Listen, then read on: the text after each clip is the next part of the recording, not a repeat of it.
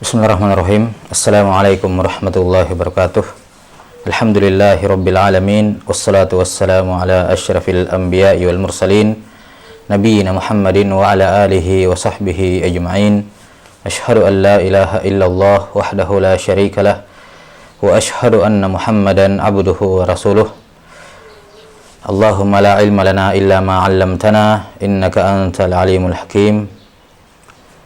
Allahumma faqihna fi dinina wa 'allimna ma yanfa'una warzuqna al-ikhlasa fil qawli wal 'amal wa zidna 'ilman ya arhamar rahimin. Baik, kita lanjutkan penjelasan dari kitab At-Tadhkirah fi Ulumil Hadis karya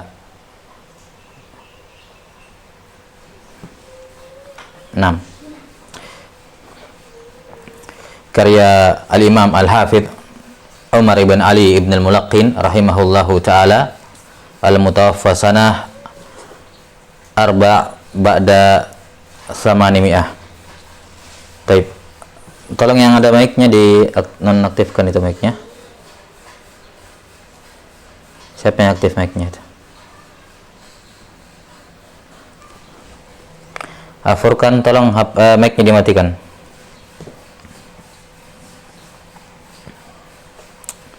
Nah, pada pertemuan terakhir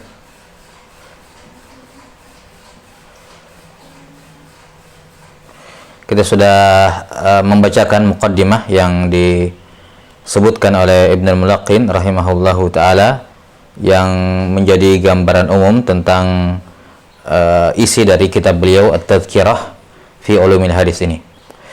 Nah, dan sebelum kita masuk membacakan matan, di sini mungkin ada baiknya sebagai muqaddimah dan pendahuluan kita membawakan atau kita akan menyebutkan al-mabadi al-asyarah li ilmil hadis. Al-mabadi al-asyarah li ilmil hadis. Nah, ini kebetulan belum pernah kita sampaikan di kitab-kitab mustalah yang lain, maka setidaknya satu kali atau di salah satu kitab itu dibutuhkan penjelasan mengenai al-mabadi al-asyarah. Apa itu al-mabadi al-asyarah? Al-mabadi al-asyarah adalah 10 pondasi. 10 pondasi tentang suatu disiplin ilmu. Di mana ilmu-ilmu secara umum bukan hanya dalam ilmu-ilmu dalam Islam, tapi juga ilmu-ilmu yang lain. Dari ilmu-ilmu duniawiyah, misalnya ilmu kedokteran atau ilmu pertanian dan seterusnya, ini juga memiliki al-mabadi al-asyarah. Ya, ada 10 prinsip atau 10 pondasi yang dengan 10 perkara ini, 10 pondasi ini kita mendapatkan gambaran global, gambaran secara umum mengenai hakikat dari ilmu tersebut, hakikat dari disiplin ilmu tersebut.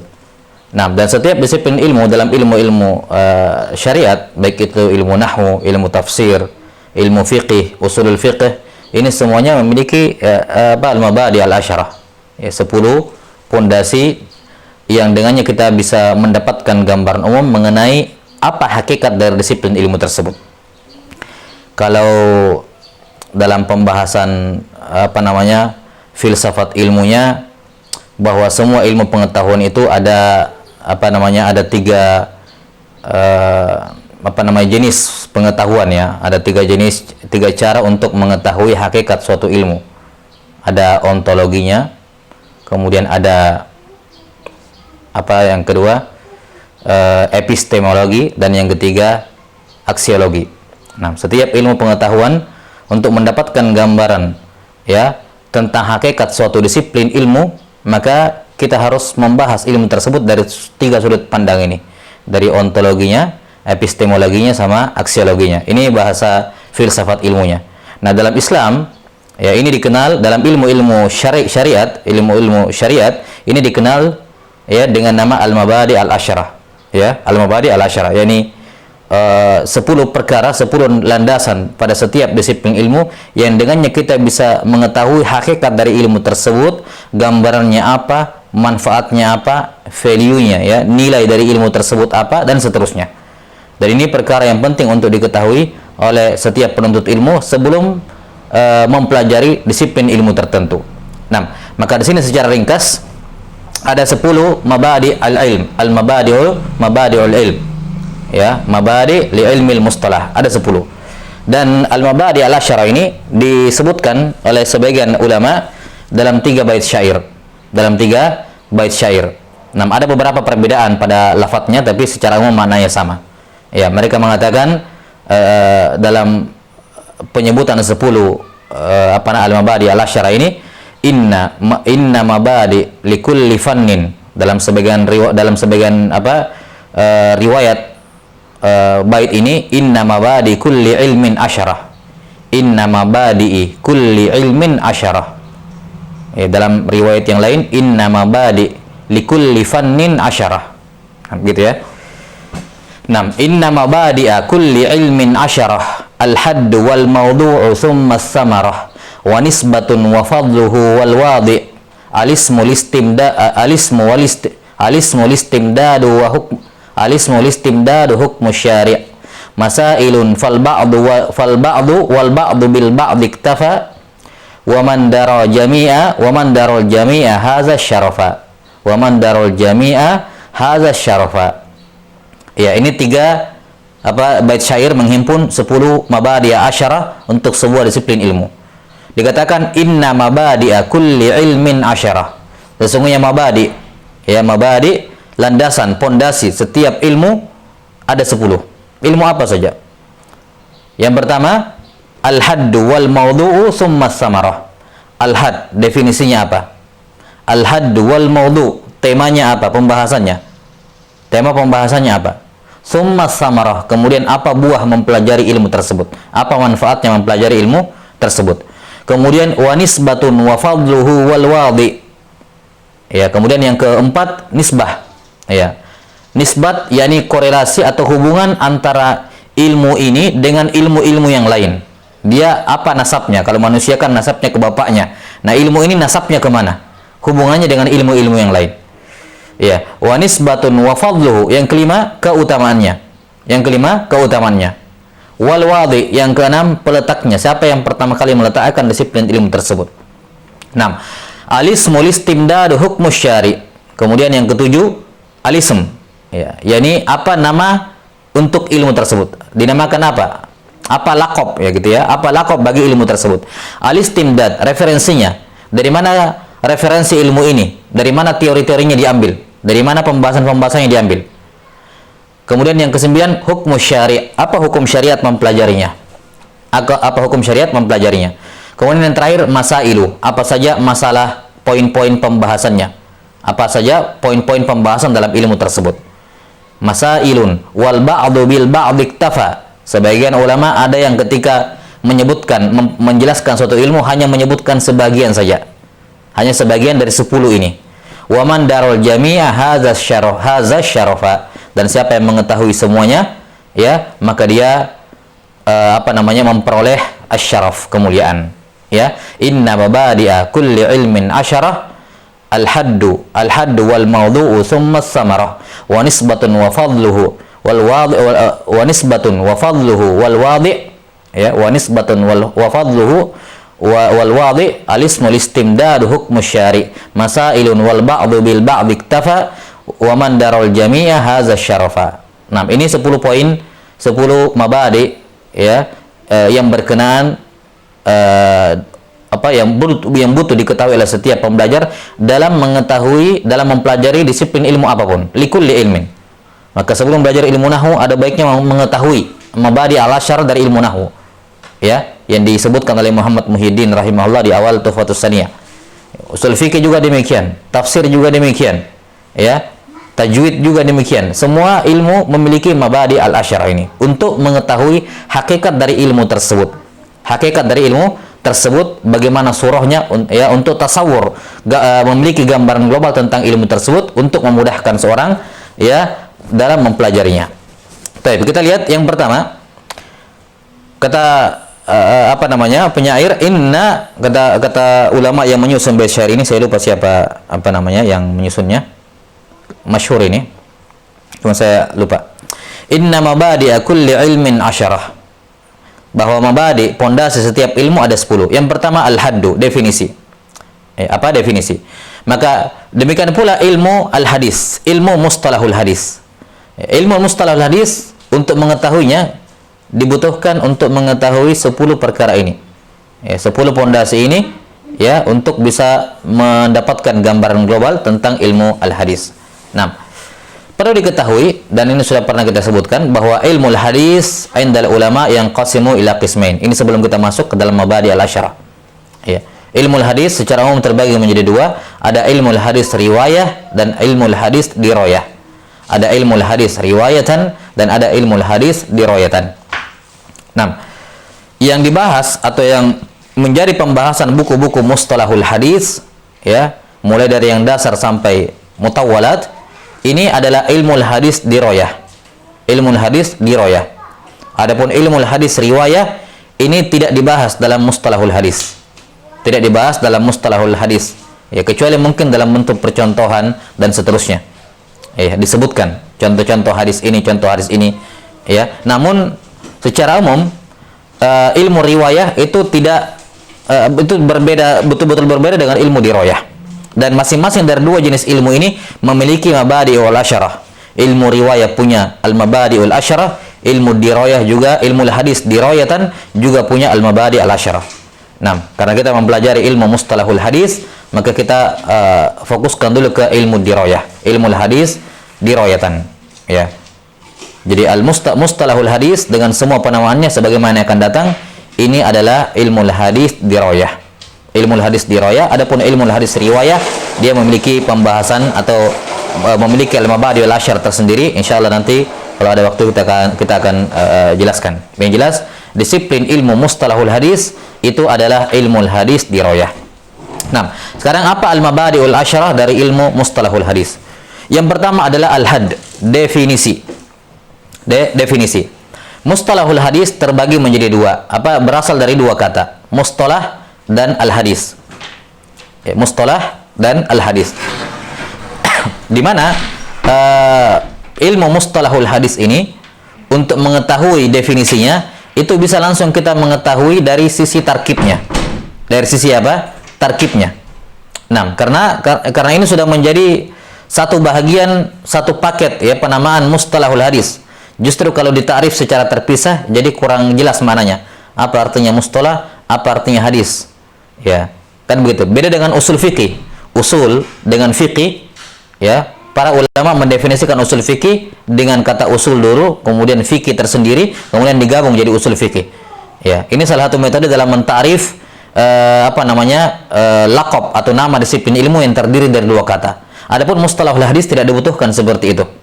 Ya, tidak dibutuhkan. Kenapa? Karena makna mustalahul hadis secara umum sebagai suatu disiplin ilmu itu la yatawaqqafu, ya, tidak ditentukan dengan pemahaman kita terhadap apa itu kata mustalah, apa itu kata hadis. Ya, tidak terlalu berpengaruh. Karena itulah yang para ulama dalam mendefinisikan mustalahul hadis tidak ada secara umum, tidak ada yang mendefinisikan mustalahul hadis kemudian dikatakan bahwa untuk memahami mustalahul hadis harus difahami 2 kata dulu, mustalah sama hadis, setelah itu baru digabungkan. Itu enggak ditempuh cara seperti itu. Ya, kebanyakan para ulama ya, ketika mendefinisikan mustalahul hadis langsung mendefinisikan mustalahul hadis sebagai suatu laqab untuk suatu disiplin ilmu. Ada disiplin ilmu namanya laqabnya adalah mustalahul hadis. Nah, apa itu mustalahul hadis? Apa hadnya, definisinya? Nah, sudah sering berlalu saya kira, mustalahul hadis adalah al-qawaid, ya. Dalam sebagian ulama menambahkan kata al-ilmu bil qawaid atau al-ma'rifatu bil qawaid. Nah, al-ilmu bil qawaid allati yu'rafu biha ahwalus sanadi, ahwalur rawi wal marwi. Ahwalur rawi wal marwi. Ya, bahwa mustalahul hadis definisinya adalah ma'rifatu al-qawaid, mengetahui kaidah-kaidah. Dan sebagian ulama tidak menyebutkan kata ma'rifah, langsung mengatakan bahwa mustalahul hadis adalah al-qawaid. Dia adalah kaidah-kaidah. Dan ini pembahasannya di tempat tersendiri. Apa alasan ditambahkan kata ma'rifah? Ada apa alasan yang tidak menambahkan kata ma'rifah atau al-ilm? Nah, jadi mustalahul hadis adalah al-qawaid allati yu'rafu biha ahwalur rawi wal marwi. Dia adalah kaidah yang dengan kaidah tersebut kita bisa mengetahui ahwal, kondisi ar-rawi ya wal marwi, kondisi para perawi dan apa yang dia riwayatkan. Ya, atau dikatakan ahwalus sanadi wal matni, kondisi sanad dan matan. Ya, jadi kaidah yang dengan kaidah ini kita bisa mengetahui kondisi sanad dan matan, kondisi perawi dan apa yang dia riwayatkan. Dari sudut pandang apa? Min haitsul qabul war radd. Ya, kaidah itu digunakan untuk mengetahui kondisi sanad dan matan, perawi dengan yang diriwayatkan dari sudut pandang apakah hadisnya diterima atau ditolak. Ya, diterima atau ditolak.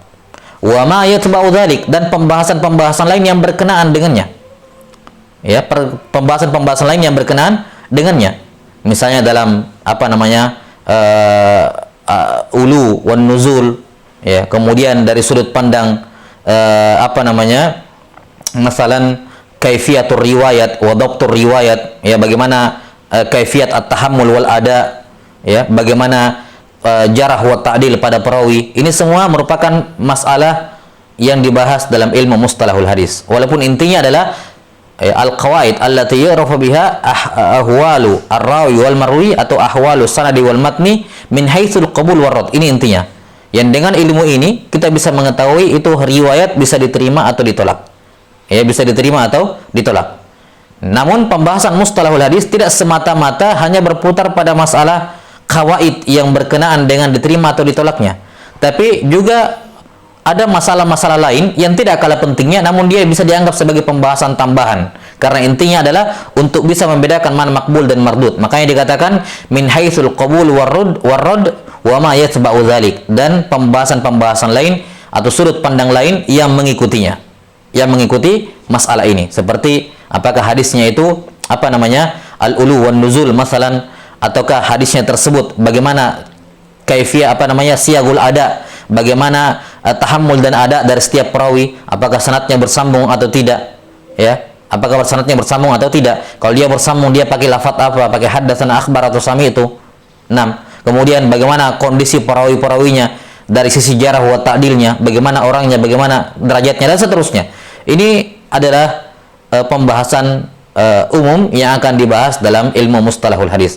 Maka secara umum definisi yang simpel untuk mustalahul hadis adalah apa? Al-qawaid ya allati yu'rafu biha ahwalur rawi wal marwi atau ahwalus sanadi wal matni min haitsul qabuli war raddi wa ma yatba'u dzalik. Wa ma yatba'u dzalik ini yang banyak di belakangnya. Ya. Jadi kaidah yang dengannya kita bisa mengetahui kondisi sanad dan matan, perawi dan yang dia riwayatkan dari sudut pandang ditolak atau diterimanya, dan pembahasan lain yang menyertainya. Pembahasan lain yang menyertainya. Tapi ini yang pertama, al-haddu. Kemudian yang kedua, al-haddu wal maudhu. Apa temanya? Ya, tema dari mustalahul hadis sudah disebutkan dari definisinya bahwa mustalahul hadis adalah al-qawaid allati yu'rafu biha ahwalus sanadi wal matni. Kondisi sanad dan matan, ini intinya. Maka maudhu ilmu mustalahul hadis adalah apa? As-sanadu wal matnu. Itu maudhu'nya. As-sanadu wal matnu min haitsu al-qabul war radd. Dari sudut pandang al-qabul dan ar-raddnya, makbul atau mardudnya. Ini maudhu ilmu mustalahul hadis, yakni as-sanad wal matn. Ini tema pembahasan mustalahul hadis, tidak ada yang keluar dari ini, sanad dan matan. Makanya kalau kita lihat buku-buku mustalahul hadis secara umum seperti itu. Ya. Kalau kita melihat misalnya Nukhbatul Fikar atau tazkirah yang akan kita sebutkan nanti, hanya berputar di antara imma dia merupakan taksim. Kalau ketika membahas masalah taksim, imma taksim itu berkenaan dengan sanad, atau taksim tersebut berkenaan dengan matan, atau taksim tersebut berkenaan dengan keduanya. Ketika berbicara mengenai asbabut ta'an, sama seperti itu. Apakah ta'an yang mengarah kepada sanadnya atau mengarah kepada apa? Kepada matannya, atau mengarah kepada keduanya, mengarah kepada keduanya. Ya, maka tema ataupun maudhu dari ilmu mustalahul hadis tidak keluar dari dua ini, sanad wal matan, as-sanad wal matan. Kemudian yang ketiga, tsumma tsamara. Apa buahnya? Buahnya nampak dari kalimat apa? Min haitsul qabul war radd. Buah dari mempelajari ilmu mustalahul hadis adalah apa? Seorang mampu untuk membedakan, liyumayyiza as-sahiha minas saqim minal ahadis. Dia bisa membedakan mana hadis yang sahih dan mana hadis yang tidak sahih. Ya, mana hadis yang sahih dan mana yang tidak sahih. Yang ini akan melahirkan samarah selanjutnya. Yani kalau dia sahih, maka bisa dijadikan dalil. Nah, bisa dijadikan dalil, kemudian dia bisa diamalkan. Dan kalau dia tidak sahih, maka tidak bisa dijadikan dalil dan tidak bisa diamalkan. Yani secara umum seperti itu. Ini samarah dari ilmu mustalahul hadis. Yani samarah ini apa fungsi mengetahui samarah sebuah disiplin ilmu? Apa sih ini seakan-akan kayak formalitas. Ini bukan formalitas. Mengetahui samarah suatu ilmu penting. Apa buah ataupun hasil suatu ilmu? Nah, samarah inilah yang dirancang, ya, yang menjadi semacam visi untuk merancang semua bentuk evaluasi, semua bentuk ikhtibar, semua bentuk latihan-latihan dalam disiplin ilmu. Semua mengarah kepada ini. Maka berhasil tidaknya seorang talibul ilm mempelajari mustalahul hadis itu diukur sejauh mana dia memperoleh samarahnya. Kalau dia belajar mustalahul hadis bertahun-tahun dan dia tidak mendapatkan samarahnya, dia belum bisa membedakan antara hadis sahih dan tidak sahih, maka berarti ya dia gagal dalam mempelajari ilmu tersebut. Belum seutuhnya dia pelajari. Maka mempelajari samarah, manfaat ataupun tujuan suatu ilmu ini penting dalam menetapkan target. Ya, kemudian setiap latihan, setiap ikhtibar, semua mengarah ke sini agar setiap ikhtibar tersebut, setiap pengajaran, semua apa-apa yang disampaikan dalam materi tersebut, semua mengarah kepada tujuan yang sama, yaitu membentuk orang-orang yang belajar ilmu ini agar bisa membedakan mana hadis sahih dan mana hadis dhaif. Ya, maka kadar keberhasilan seseorang ditentukan dengan apakah dia sampai pada samarahnya atau tidak. Baik, kemudian mabda yang keempat adalah wanisbatuhu. Wanisbatun wa fadluhu wal wadi. Adapun nisbat, kita para ulama menjelaskan bahwa aslul ulum itu dua. Asal semua ilmu itu ada dua, yaitu ilmu Quran dan ilmu sunnah. Ilmu Quran dan ilmu sunnah. Ini asal sebuah ilmu. Inilah induk semua ilmu. Maka apa hubungan ilmu mustalahul hadis dengan dua ilmu ini? Nisbatnya adalah bahwa mustalahul hadis merupakan ilmu khadim terhadap ilmu Quran dan sunnah. Ya. Nisbatnya bahwa ilmu mustalahul hadis adalah khadim, pelayan bagi Quran dan sunnah. Dalam artian apa? Ya, kalau kita bahasakan sekarang ilmu alat. Ilmu yang menunjang seseorang untuk mengetahui ilmu Quran dan sunnah. Maka ini nisbat ilmu hadis. Ya, nisbat ilmu mustalahul hadis terhadap ilmu Quran dan sunnah adalah apa?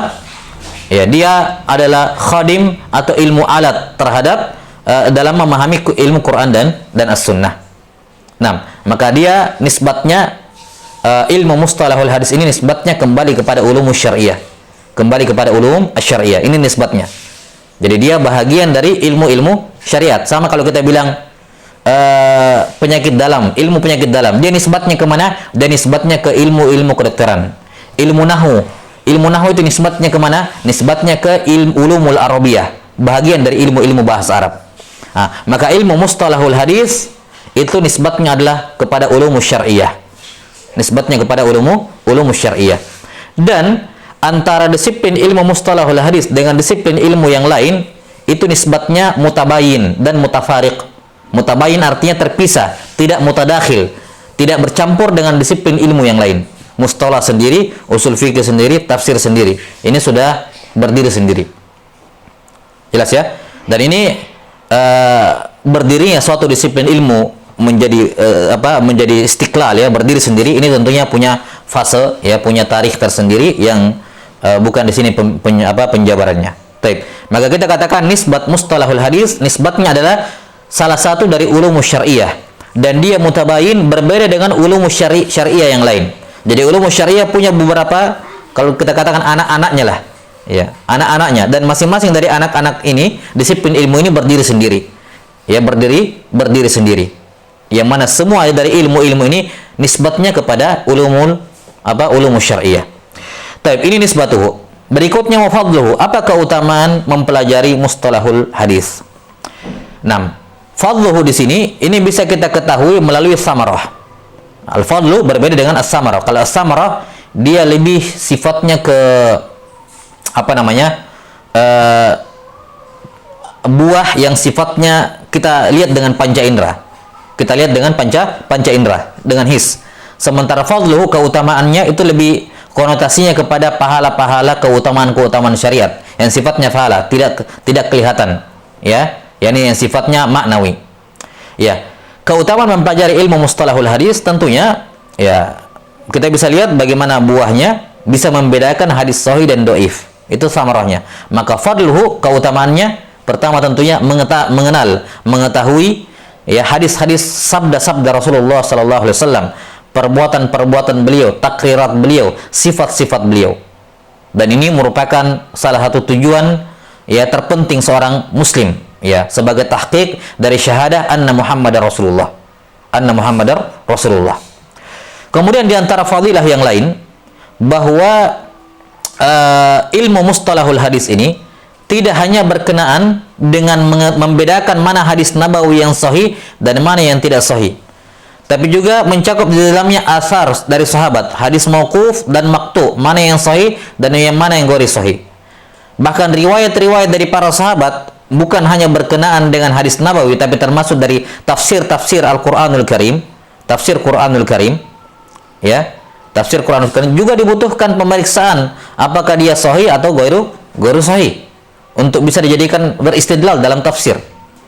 Nah, maka disiplin ilmu mustalahul hadis ini merupakan salah satu piranti yang harus dimiliki oleh seorang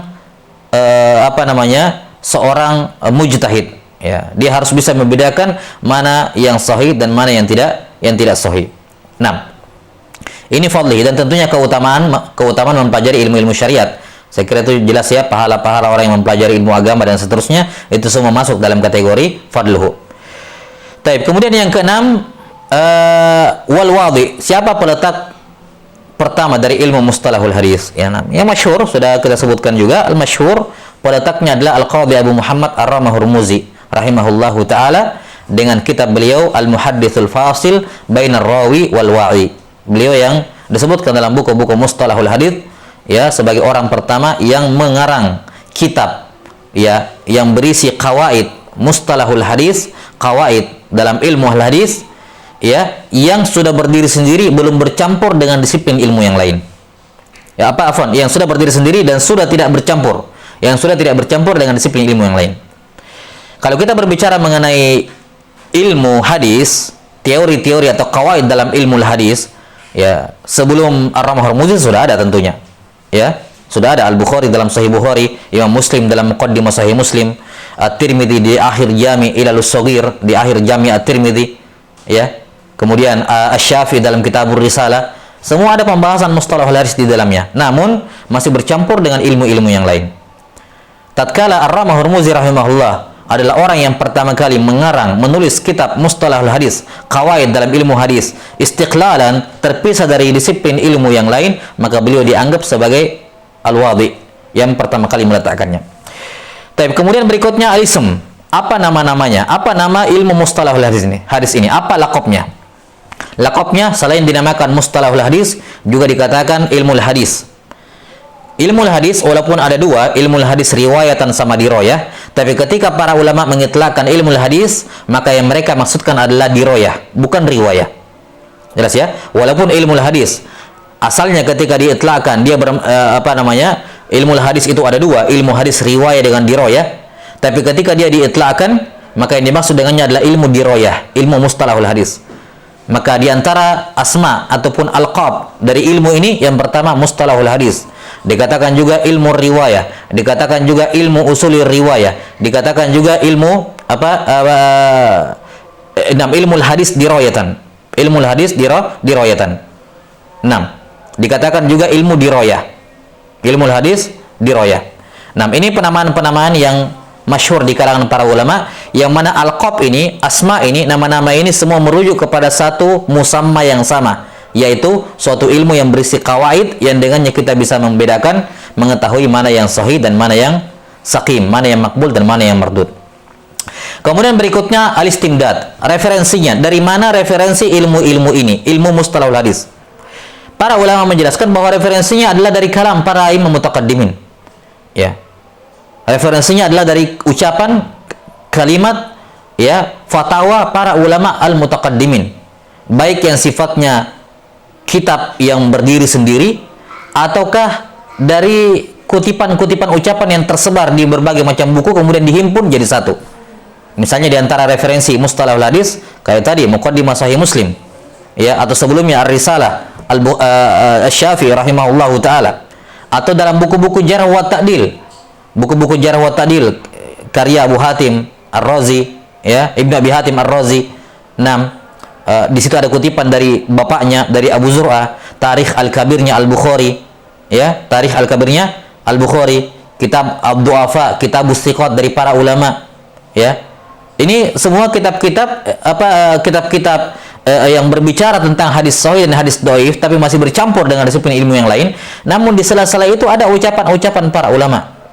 Ada ucapan-ucapan ulama mutaqaddimin, mereka lah ahlul istilah. Mereka lah yang pertama kali membuat istilah, kata ini bermakna ini, kata ini bermakna ini. Ini aturan dalam menerima hadis, ini aturan, ya, syarat-syarat untuk hadis diterima. Kalau tidak terpenuhi maka ditolak. Mereka lah yang meletakkan semua itu. Namun seperti kita katakan tadi, di zaman dahulu, di zaman mutaqaddimin masih berserakan di berbagai macam karya tulis mereka, ya, masih berserakan di karya tulis mereka dan masih bercampur dengan disiplin ilmu yang lain. Maka datang Ar-Ramah Hurmuzi rahimahullah, beliau mengambil semua itu, ya, poin-poin yang berkenaan dengan qawaid ini, kemudian meletakkan dalam satu karya tulis tersendiri yang terpisah dengan ilmu yang lain. Datang ulama setelahnya disempurnakan, diambil lagi banyak referensi dari yang Ar-Ramah Hurmuzi luput dari referensi tersebut, ya, dan seterusnya. Semakin lengkap, semakin ke belakang semakin lengkap. Nah, maka istimdad referensi ilmu mustalahul hadis adalah dari aqwal para ulama al-mutaqaddimin, baik dalam buku-buku mereka yang tersendiri seperti Muqaddimah Sahih Muslim, Al-Jami' Ilal As-Saghir karya At-Tirmidzi, ya. Atau Tarikh Al-Kabirnya Al-Bukhari dan seterusnya, atau terdapat di sela-sela kalimat mereka dalam jarh wa ta'dil sebagaimana terdapat dalam buku-buku jarh wa ta'dil. Ini istimdad, referensi atau sumber dari kawaid yang terdapat dalam mustalahul hadis. Ya, kalau ada yang bertanya dari mana kaidah-kaidah ini kita bisa mengetahui sahih demikian ini, ya, mereka lah dari kalamnya mereka. Maka mereka lah ahlul istilah. Kemudian yang ke-9, hukum syari'. Apa hukum mempelajari ilmu mustalahul hadis? Hukumnya adalah fardu kifayah. Fardu kifayah. Secara umum mempelajari ilmu mustalahul hadis adalah fardu kifai. Yakni kapan jumlah yang dibutuhkan belum mencukupi, maka semuanya berdosa. Ketika jumlah di satu negara, di satu tempat, suatu kabupaten masalan, ya, belum mencukupi jumlah, ya, yang dibutuhkan agar ilmu mustalahul hadis ini dipelajari, belum mencukupi jumlahnya, maka yang lainnya maka semuanya berdosa. Dosa hanya bisa gugur ketika sudah ada jumlah tertentu yang sudah dianggap cukup menutupi kebutuhan mempelajari mustalahul hadis. Itu makna fardu kifayah. Ya, maka definisi fardu kifayah yang disebutkan oleh sebagian ulama, yakni kalau sudah ada sebagian yang melakukan, gugur dari yang lain, ini masih kurang detail. Karena kalau dikatakan kapan sudah ada sebagian di sini mencakup satu. Bagaimana kalau kebutuhannya harus 3 orang baru tercover seluruhnya? Ya harus 3, tidak boleh 1. Jadi fardu kifayah kurang tepat kalau didefinisikan kalau sudah ada sebagian yang mengerjakan, gugur dari yang lain, itu kurang tepat. Kita katakan fardu kifayah adalah kalau sudah ada jumlah tertentu yang sudah mencukupi, barulah gugur dari yang lain. Artinya kalau sudah ada yang mempelajari tapi jumlahnya belum cukup, ya belum gugur kewajiban dari yang lain, masih berdosa seluruhnya. Maka mempelajari mustalahul hadis adalah fardu kifayah, yakni ketika di satu tempat dibutuhkan jumlah sekian, jumlah tertentu masalan, maka harus terpenuhi jumlah itu paling minimal. Nah, setelah terpenuhi, maka barulah hukumnya turun kepada hukum sunnah bagi orang-orang yang lain, ya, kecuali bagi al-mujtahid, bagi orang-orang yang sedang menempuh jalan untuk menjadi seorang mujtahid, maka fardu ain bagi dia untuk mempelajari mustalahul hadis, ya, fardu ain bagi dia untuk mempelajari mustalahul hadis. Karena seorang mujtahid, ya, harus bisa membedakan, mengetahui mana dalil-dalil yang bisa dipakai berdalil dari mana yang tidak. Ya, maka kita katakan fardu kifayah bagi orang yang fardu kifayah, hukum asalnya adalah fardu kifayah bagi orang keumuman. Tapi bagi orang yang ingin menjadi mujtahid, maka fardu ain bagi dia. Karena di antara syarat atau piranti yang wajib dimiliki oleh seorang mujtahid adalah bisa membedakan mana as-sahih was-saqim minal ahadits. Baik. Kemudian yang terakhir al-masail. Apa masail mustalahul hadis? Ya masailnya, di sini kita lihat di tazkirah jelas sekali masailnya, anwa'nya, ya.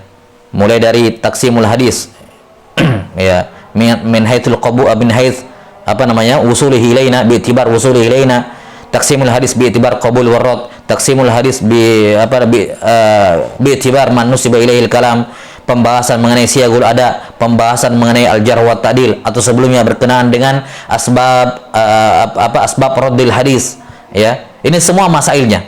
Jadi masail itu adalah poin-poin yang dibahas. Apa bedanya masail dengan al-maudhu? Kita bisa katakan begini, kalau maudhu itu visi, kalau masail itu misinya. Jadi dia, masail ini adalah penjabaran dari al-maudhu. Kalau maudhu adalah tema umum sebuah disiplin ilmu, al-maudhu adalah tema umum sebuah disiplin ilmu, sementara masail adalah apa namanya? Penjabaran dari maudhu ini, tema besar ini. Apa-apa pembahasannya. Taib, ini saya kira jelas. Kalau masail dalam maudhu ilmu nahwu kan apa? Maudhu ilmu nahwu adalah al-kalimatul arabiyah. Ya, al-kalimatul arabiyah.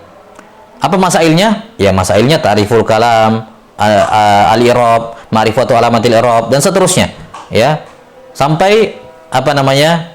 Mahfudhat al-asma. Itu masail namanya. Jadi masail adalah penjabaran dari al-maudhu. Taib, ini 10 mabadi al-asyarah, atau ini al-mabadi al-asyarah untuk ilmu mustalahul hadis. Dan biasakan untuk semua disiplin ilmu yang dipelajari untuk mengetahui 10 mabadi asyarah terhadap apa yang berkenaan dengan ilmu tersebut. Baik, saya kira cukup dulu. Wallahu taala alam bisawab. Nas'alullah taala yu'allimana mimma yanfa'una wa ay yanfa'ana bima 'allamana innahu waliyyu dzalika wal qadiru alaih. Subhanakallahumma wa bihamdik asyhadu an la ilaha illa anta astaghfiruka wa atubu ilaik. Walhamdulillahirabbil alamin. Baik.